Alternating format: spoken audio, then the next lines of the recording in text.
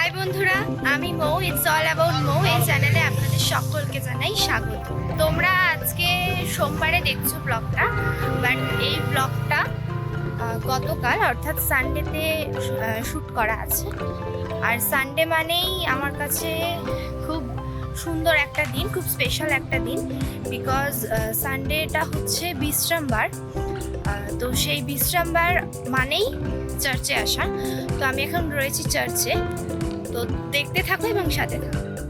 খুব সুন্দর আরাধনা হয়েছে এবং ঈশ্বরের উপস্থিতি আমরা পেয়েছি এই আরাধনার মাঝে। এরপর আমাদের প্রিয় পাস্টারজি এলেন এবং ঈশ্বরের পাওয়ারফুল বাক্য আমাদের সাথে শেয়ার করলেন। আমরা সকলে সেই বাক্যকে রিসিভ করেছি এবং ঈশ্বরের আশীর্বাদকে গ্রহণ করতে পেরেছি। A few moments later. আজকের দুপুরের মেনু ছিল ফ্রাইড রাইস আর চিলি চিকেন। বন্ধুরা, এখন জাস্ট লাঞ্চ করলাম।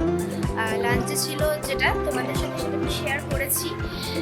এরপর আমরা একটু বসবো, বসে গল্প করবো, ফেলোশিপ করবো। আমাদের চার্চের অনেক বোনেরা আছে, দিদিরা আছে।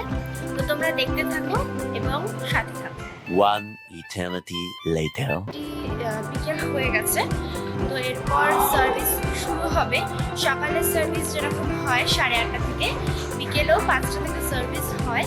তো এবার 5টার কাছাকাছি বাজতে যায়, 10 মিনিট বাকি। আর এরপর সার্ভিস শুরু হবে আর এই রুমে সানডে স্কুলও শুরু হবে।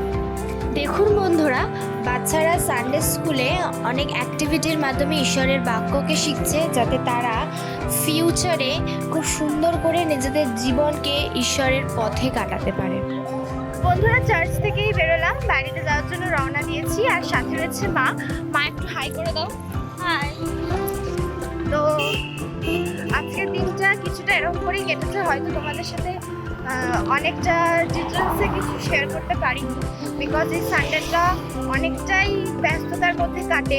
কারণ সারা সপ্তাহ পর একদিন চার্চের সমস্ত ভাই বোন, দিদি, দাদা সবার সাথে দেখা হয়।